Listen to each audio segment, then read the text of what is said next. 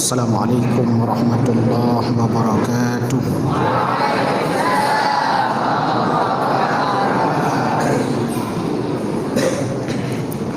Alhamdulillahi rabbil alamin. Wassalatu wassalamu ala asyrafil anbiya'i wal mursalin Sayyidina Muhammadin wa ala alihi wa sahbihi ajma'in. Allahumma subhanaka la ilma lana illa ma 'allamtana innaka antal alimul hakim. Rabbana zidna ilma warzuqna fahma birahmatika ya arhamar rahimin. Segenap syukur kita persembahkan kepada Allah, teriring salawat dan salam kepada Rasulullah sallallahu alaihi wasallam.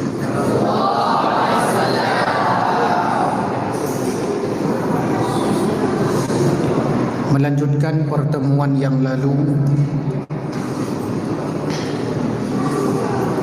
di antara yang dikhawatirkan oleh Kiai Dahlan adalah adanya berita-berita besar An-Naba'ul Azim yang akan menimpanya ketika ia meninggalkan dunia ini, dimulai dari kematian hingga masuk berjumpa dengan berbagai macam tantangan, ujian setelahnya, setelah kematian.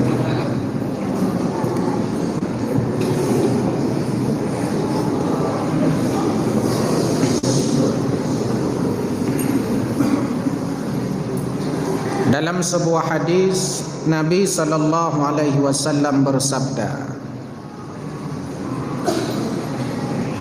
"Innal mu'mina idza ihtadara atathul malaikah bihariratin fiha." Apabila seorang mukmin datang sakaratul maut,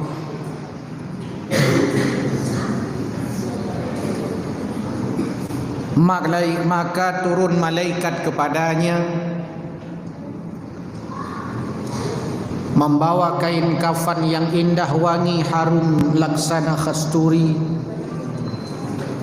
lalu duduk di samping orang yang hendak meninggal dunia.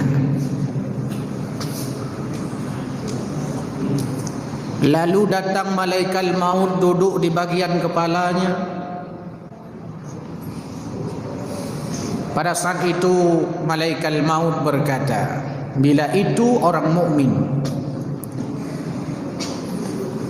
"Ya ayyatuhan nafsul mutmainnah, irji'i ila rabbiki radiyatan mardiyah." Hai jiwa yang tenang, hai jiwa yang bersih, hai jiwa yang suci, irji'i, kembalilah engkau kepada keharibaan Tuhanmu, keridaan Tuhanmu. Maka keluarlah ruh itu dari jasadnya. Ketika ruh keluar, maka ruh itu diambil oleh malaikat. Ruh itu dikafani.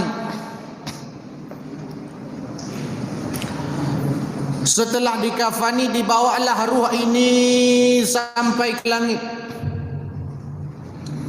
Ketika sampai di pintu langit, malaikat-malaikat penjaga pintu langit bertanya kepada malaikat yang membawa ruh,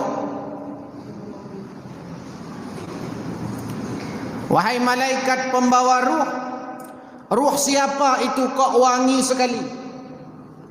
Ruh siapa?" Lalu malaikat pembawa ruh mengatakan, "Ini adalah ruh fulan bin fulan. Ia mukmin, patuh kepada Allah, patuh kepada Rasul, taat, beramal saleh ketika hidup di dunia. Maka wangi ruhnya." Maka dibukalah pintu langit. Mati langit nak pintu. Jendela lehnahu.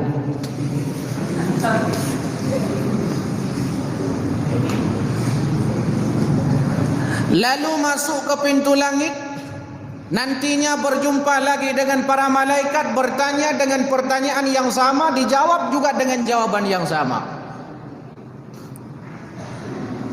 Hingga Allah Subhanahu wa taala berfirman kepada malaikat yang membawa ruh, "Hai malaikat yang membawa ruh, catatlah ruh ini sebagai hambaku nantinya yang akan berada dalam golongan-golongan illiyin, surga yang tinggi." Setelah disuruh catat dalam kelompok orang-orang yang akan masuk dalam illiyin, maka Allah berfirman kepada pembawa ruh, "Hai pembawa ruh, malaikat pembawa ruh, bawa kembali ruh ini lalu satukan dengan jasadnya di dunia, di alam kuburnya. Karena ia manusia berasal dari tanah, maka ia harus kembali kepada tanah. Maka dibawalah ruh ini oleh malaikat pembawa ruh, lalu dibawa sampai ke alam barzakh. Bersatulah ruh itu dengan jasadnya. Lalu hidup kembali jenazah itu, tapi hidupnya beda dengan hidup di alam nyata, dengan hidup di alam ghaib. Ketika berjumpa bersatu ruh dan jasad, pada saat itulah malaikat Munkar Nakir datang lalu bertanya, "Ma rabbuka wa man nabiyuka wa man qiblatuka wa man imamuka wa man ikhwanuka?" Mampu dijawab oleh mukmin semuanya. Ketika mampu dijawab, datang seorang yang putih, bersih, wangi, harum luar biasa. Digambarkan dalam hadis cahayanya nurus syamsi, seperti cahaya matahari, indah luar biasa. Datang kepadanya lalu ditanya oleh jenazah ini, "Siapa kamu?" "Siapa ki?" "Nama Salim." Hanya Mbak Salim teman kan? "Siapa kamu?" Kata orang itu, "Saya ini amal saleh yang dulu kau kerjakan. Kau salat, kau ibadah, kau zakat, kau haji, kau umrah, kau dengar pengajian tiap malam Sabtu. Inilah aku yang akan menemanimu sampai nanti menuju surganya. Inilah sahabat sejati dan kawan sejati. Kalau istri belum tentu sejati. Walaupun ketika hidup di dunia mengatakan, "Bang, kita akan hidup setia bersama selamanya, sehidup semati seneraka lagi." Tapi ketika mati masuk kubur, dia keluarga tetap pulang. Tidak ada satupun keluarga yang mau masuk ke dalamnya. Maka terbukalah kuburnya hingga 70 hasta karena orang mukmin. Lalu dibukalah pintu kuburnya sampai sejauh mata memandang hingga ia bisa melihat surga Allah Subhanahu wa taala. Pada saat ia bisa melihat surga, maka angin surga kadang-kadang melambai masuk kepadanya hingga wangi harum luar biasa kuburnya. Disediakan dipan-dipan, kasur-kasur, kalau bahasa kita ada AC-nya lagi, lengkap dalam kubur. Sehingga ia seperti orang tidur, digambarkan seperti seorang pengantin yang tidak ada satupun orang yang berani membangunkannya. Tengah-tengah lintu baru. Ada je pukul lintu baru. Ayah duan hang je pukul lintu baru. Temayang. Hang je pukul sampai ke nyampe hang ke temayang. Di pancara ke pukul lintu baru, ganya ya lintu Tuhan dong temayang. Tembus ke surga, dan pada saat itu orang beriman berdoa di alam kubur, "Ya Allah, segerakan kiamat tiba." Pada saat itu orang beriman berdoa, "Ya Allah, segerakan kiamat tiba." Kenapa?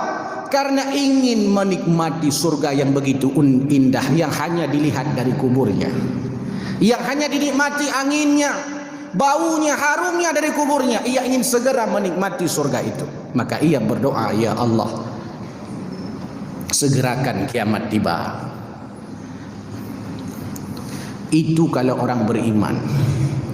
Maka kita selalu berdoa, "Ya Allah, jadikan kubur kami raudhatan min riyadil jannah," sebagai taman-taman surga. Tapi bila ia kafir,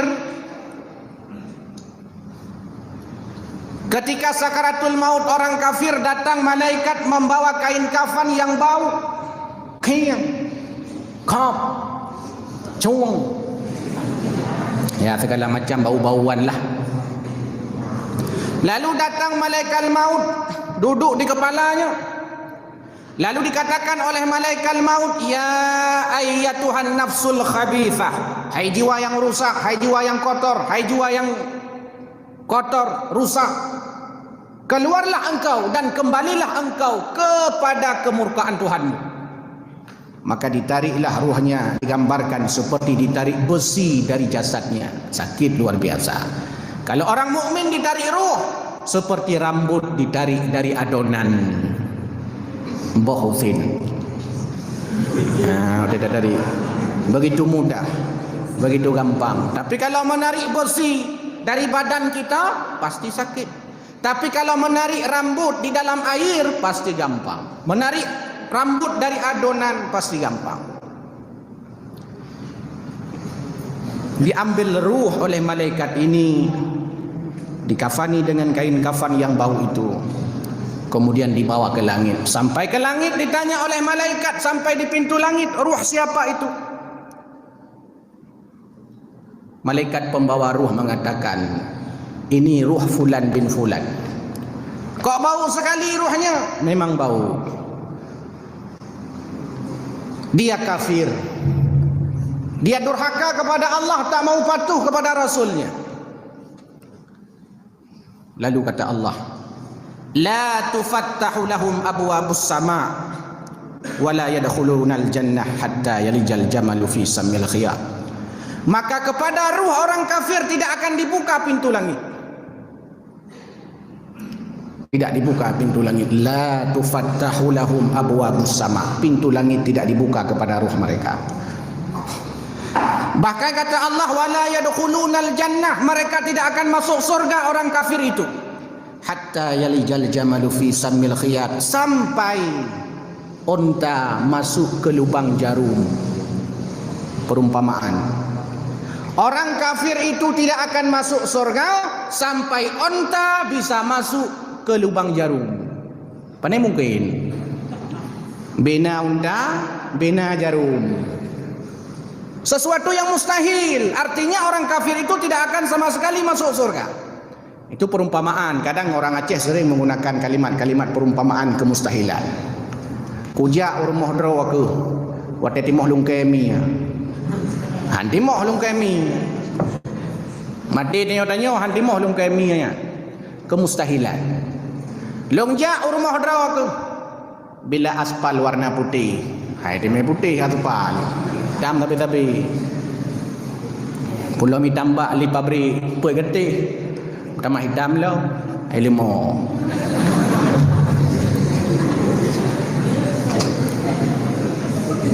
yang artinya orang kafir itu tidak akan masuk surga.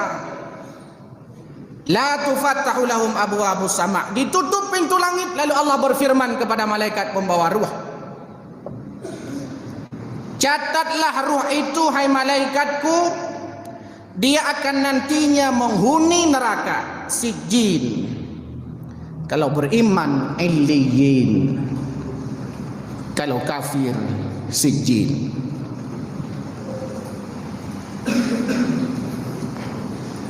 Kemudian kata Allah, kembalikan ia ke dunia hingga ia menyatu dengan jasadnya di alam barzah.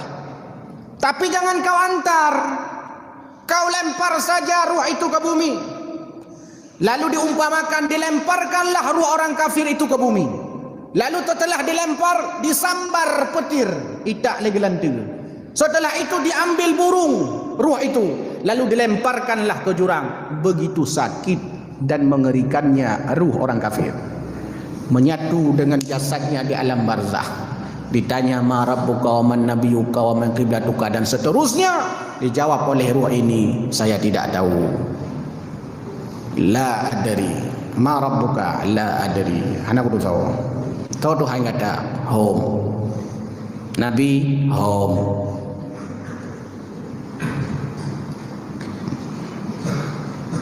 Agama home. Pandum home. Lalu dipukul oleh malaikat, yang malaikat itu tidak akan bisa mendengar tangisannya orang yang diazab itu. Datang seorang digambarkan hitam, bau dan seterusnya, Mubayya. Terus hurung hitam Mubayya. Mungkin hendak pakai kata Belangka. Bau datang kepadanya, siapa engkau? Saya ini adalah amal jahatmu ketika di dunia. Kau sembah berhala, inilah aku. Kau berzina, inilah aku. Kau dulu pacaran tak pernah taubat, inilah aku. Mencewek mata. Diazab. Untung kalian di sini diperdaya di pesantren kan? Kalau orang-orang di luar sana, asal dah jam-jam segini itu dah WA. Yang habis dah doa. WA yang ngan upah makan tiang ya. Nyan mak tuji bet dua ka pajuh tiang be. Tiang-tiang you pajuh. Ngan upah makan ya balah di Jawa. Makan pane tak upah kan pajuh. Yang tak upah sampui. Masa tak upah. Untung berada di sini. Kalau enggak dah rusak. Apalagi WA bahasa singkat. ASS. Kepo ASS-nya. Rupanya Assalamualaikum.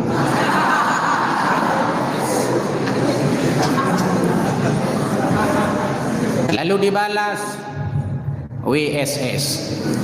Waalaikumsalam. Lalu nanya LGPAEN, lagi pain. Lalu dibalas dengan bahasa singkat LGMKN, lagi makan.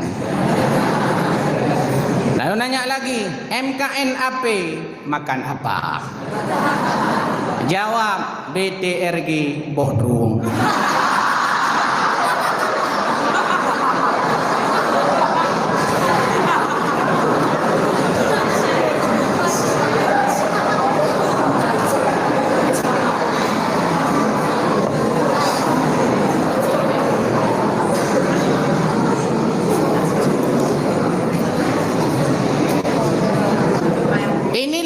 Maksiatmu dulu di dunia, lalu rapatlah kuburnya, serapat-rapatnya hingga hancur tulang-tulangnya, hancur jasadnya.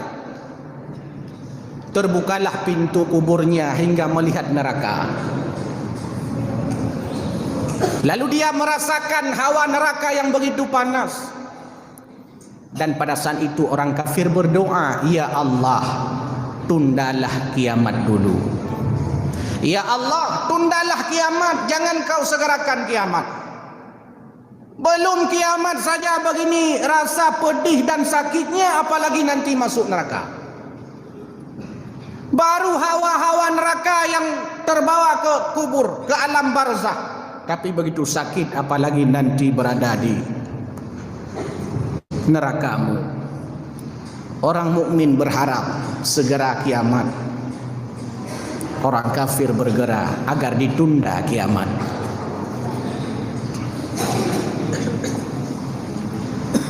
Begitu pedih, dahsyat, ngerinya kubur itu. Bahkan di dalam kubur orang kafir itu akan ada ular yang besar. Ular itu sebesar leher unta. Digambarkan dalam hadis. Sebab itu pentinglah kita menjaga diri agar kita terbebas daripada azab kubur, dan inilah yang dikhawatirkan oleh kita. Ada beberapa amalan supaya kita terbebas dari azab kubur. Pertama, famuhafadhatus salawat, memelihara salat. Tidak pernah meninggalkan salat. Orang yang rajin salat, orang yang selalu salat, orang yang terus menerus salat, orang yang tak pernah meninggalkan salat, kata Syekh As-Samarqandi, orang ini akan terjaga daripada azab kubur. Maka beruntung kita yang rajin salat. Was-sadaqah, sedekah. Bahkan sedekah ini saat sakaratul maut saja sudah membantu cepat prosesnya sakaratul maut. Rabbi laula akhartani ila ajalin qarib fa asaddaqa wa akum minas salihin. Wa qiraatul Quran, baca Al-Quran. Apalagi menghafal Quran.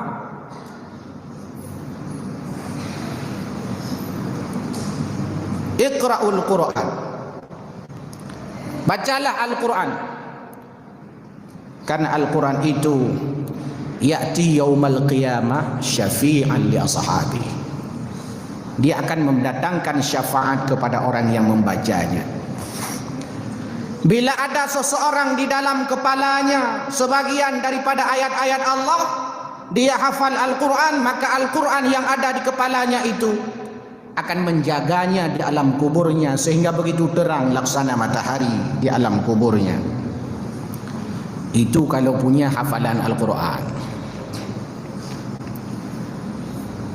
Wa kathratus tasbih, memperbanyak tasbih, ingat Allah. Itu di antara amalan. Di samping berdoa, selesai doa tasyahud. Allahumma inni a'udzubika min azabil qabri wa min fitnatil mahya wal mamat wa min syarri fitnatil masiihid dajjal. Berdoa akan terbebas, terhindar daripada azab kubur. Tapi orang-orang yang kadzib, pendusta, temengut, pendusta. Jadi ada kadzibun, kadzibun artinya pendusta, cuma tiga go. Teh nak mengaku. Temengut tapi tiga go, teh nak mengaku. Kalau bu, kalau pada haika. Habis 2 buah piring bunuh, kalau bu, golong. Yang temengut tapi tiga go. Menyo tiga go yang kun kadzibun. Tapi kalau sudah setiap hari memang pekerjaannya pendusta, bahkan kalau kita lihat KTP-nya pekerjaan pendusta, itu namanya kadzab. Ya, kadzab. Maka ada orang pendusta dulu masa Nabi digelar dengan Al-Kadzab, namanya Musailamah Al-Kadzab. Pendusta, tiap hari berdusta. Seperti peminta-minta. Dia ada peminta dan ada peminta-minta, yang beda. Kalau peminta-minta memang profesinya, tapi kalau peminta itu bukan profesi. Tiga go, hansip sira, hana sira, lelaki dapat tetangga, te sira bacut nak daguan kuah. Pajan kuronyan tagai, paling-paling bulu nuku dalam gede. Mami tiap bengah lelaki sira apa kau? Berarti peminta sira. Peminta-minta Rekah bacut, ya? Bacut itu tajuk bacut boleh ke? Rekah bacut tajuk terlibat. Kok terlibat tunggu. Bunuh bacut bila kan. Dia kan bela terkah bela.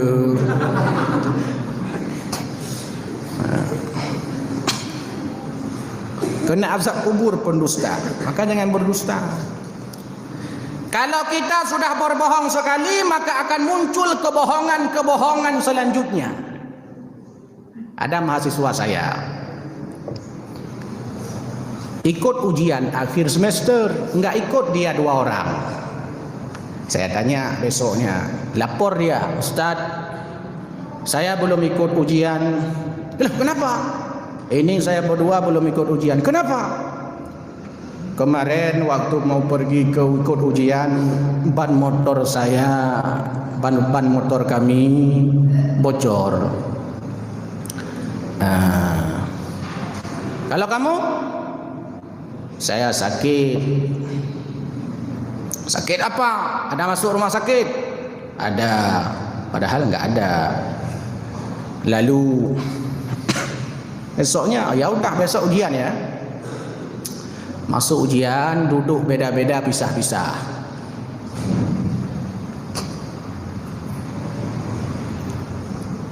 Lalu pertanyaan pertama, buka, catat pertanyaannya. Setelah ditanya langsung jawab.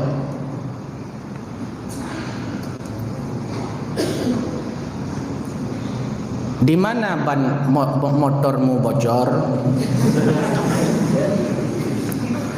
Fikir lu adanya masalah mata kuliah. Adanya di mana motormu bocor? Yang satu jawab di Hagu Selatan, yang satu jawab di Manggedung. Beda. Ban yang mana yang bocor, ban depan atau ban belakang? Setelah dilihat rupanya salah. Setelah tanya, itu aku ci jujur le. Mano tunggu, yang main baru. Yang main baru. Ya kan, ya. Aduh, saya dulu pernah jadi guru BK di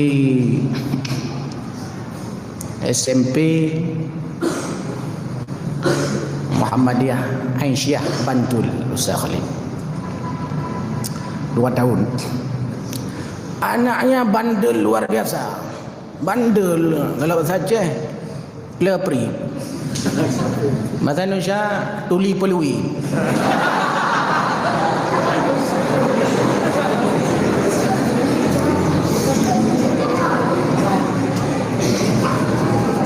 Suatu ketika hilanglah. Hilang, ada duit yang hilang di kelas. Ada peng. Saya guru BK ya, tentu ke guru BK lah dilapor. Udah ditanya sama kepala sekolah, siapa yang ambil duit kawanmu ini? Diam semua. Kamu? Enggak. Kamu? Enggak. Semua 30 orang semua enggak. Terus siapa yang ambil nih? Ada yang nyelutuk, mungkin ibu yang ambil. Hah? Karena memang bandel. Lalu disumpahi pakai Quran dong, buku Quran ya tulis. Kamu ambil? Tidak. Kalau ambil dikutuk jadi batu. Okey, pergi. Okey, dikutuk jadi batu. Rupanya enggak ada yang ngaku juga. Jadi udah disumpahi enggak ngaku juga. Datang saya. Laporlah kepala sekolah sama saya. Panan ini yang ada mencuri, ini ada hilang duit ini siswa kita. Oh. Ya. Kelas berapa? Kelas 1. Sudah. Lalu saya bawa air 1 baskom masuk ke kelas. Sebelum saya mulai, maka saya ingin bertanya, siapa di antara kalian yang mengambil duit kawan? Diberikan waktu 5 menit. Kalau tidak, maka air yang ada di dalam baskom ini akan saya baca ayat-ayat Al-Quran. Maka masing-masing nanti akan mencelupkan tangannya ke dalam baskom ini. Siapa orang yang mengambilnya, makan akan kepanasan tangannya. Aku pungut.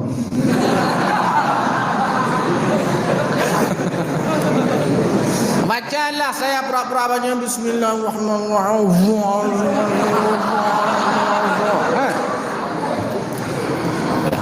Okey, maju pertama. Maju. Yang enggak ambil pasti enggak akan kepanasan. Lewat. Ada satu, dia di tengah. Enggak takut dia. Ustaz, kok enggak ada asapnya? Walaupun enggak ada asap, panas juga. Kamu ambil ya? Iya Ustaz, saya yang ambil. Mohon maaf Ustaz, ini jangan kasih tahu yang lain, guru-guru lain, saya malu Ustaz. Bagus. Berarti dia lebih takut panas tangannya daripada sumpah dengan Al-Quran tadi. Demi Allah, panas. Ya, takut. Takut. Nyanjit dah praktek. Dia mudah-mudahan lagi nyanjit praktek. Tapi enggak bisa kalau dia nak. Tapi nyoh je le ka bocor hati ya. Ha? Bocor. Mungkin rahasia-rahasia lain boleh. Karena masing-masing guru dia punya metode sendiri untuk mengungkapkan kebohongan orang-orang. Dan siswa juga lapor ke guru piket. Ustaz, perut saya sakit Ustaz. Jam 9. Lapor guru piket, perut saya sakit, saya mau pulang aja, ini enggak sanggup tahan lagi. Kamu masuk ke ruang BP aja, enggak mau, ni sakit kali ini, mungkin lambung kambuh luar biasa. Ya, habis panggil saya, Pak Nan, ini ada yang sakit, gimana kita suruh pulang aja? Oke, duduk dulu, suruh duduk dia. Lalu saya duduk, pegang perutnya dia, masih sakit? Iya, sakit kali Ustaz, ini luar biasa, saya mau pulang Ustaz.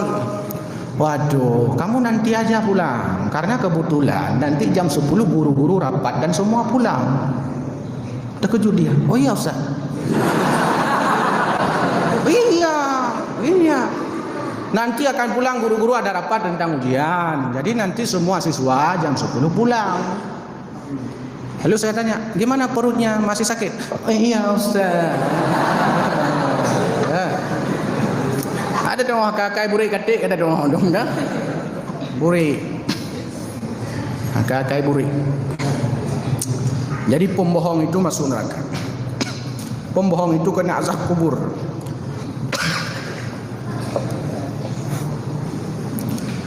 Wal khianat, orang khianat, pendusta. Waktu kampanye, pilih saya.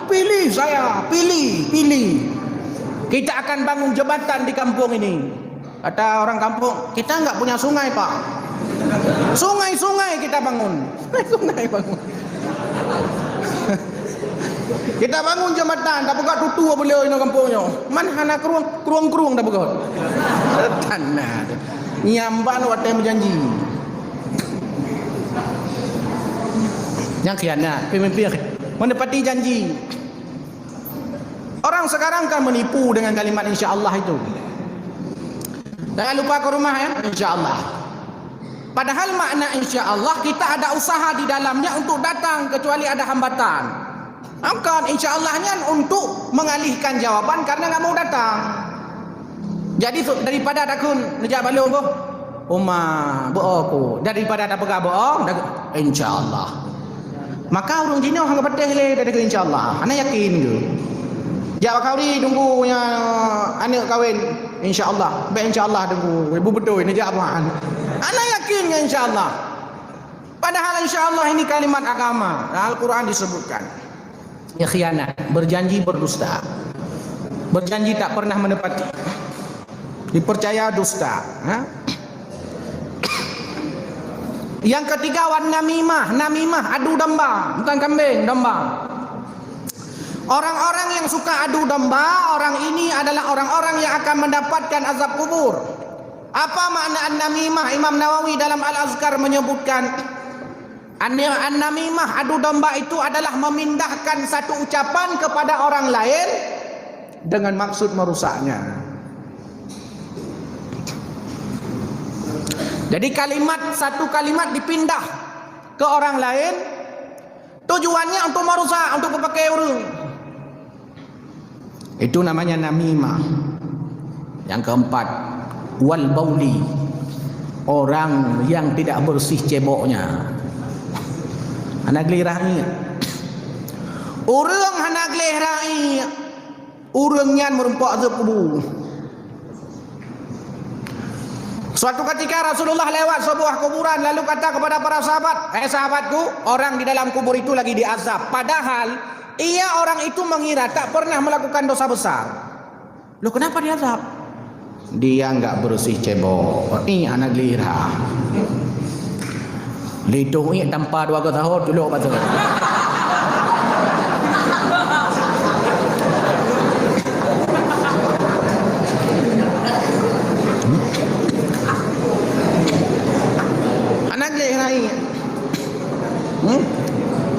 Maka bagusnya jongkok. Kita yang laki-laki ini bagusnya jongkok. Baik tiradong.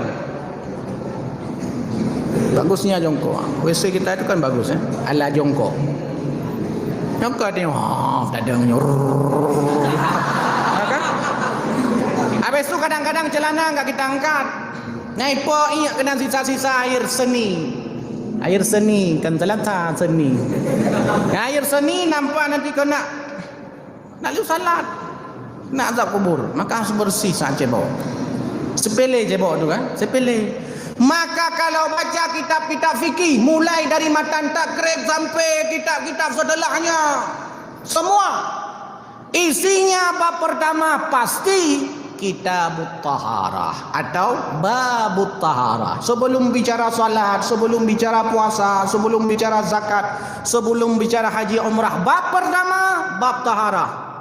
Bersuci mulai dari berwudu dan sampai cara cebok.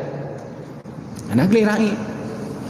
Contoh kita yang cowok-cowok ni, anda tahu ni. Contoh, ya, ini salah ini salah. Mohon disensor ya. Ya, udah tahu kah? Lalu mau menyucikannya, gimana caranya? Ada orang menyucikannya begini. Hidupkan keran, ambil air. Kah? Lalu tempel ke sini. Ya kan? Ini kan bernajis ini. Man sabah najis. Coba. Man. Gimana coba cara bersuci mana? Gimana cara bersuci mana? Tu banyak orang salah, keliru. Naci amodan. Aneh dengan cara bersuci. Tentu adik-adik ini santri-santri sudah diajari ya. Cara bersucinya lah dong. Salah tu cara bersucinya. Salatlah tahajud, duha, wah semua salat dikerjakan, tapi enggak diterima salatnya. Kenapa? Karena tidak bersih ceboknya, dan orang enggak bersih cebok, enggak bersih taharah, orang itu akan mendapatkan azab kubur. Berhati-hatilah, kecil nampaknya tapi berefek besar nanti di akhirat. Amin ya rabbal alamin. Karena azan akan segera tiba, akan kita tutup, kita lanjutkan waktu yang akan datang. Subhanakallah bihamdik, asyhadu an la ilaha illa anta astaghfiruka wa atubu ilaik. Assalamualaikum warahmatullahi wabarakatuh.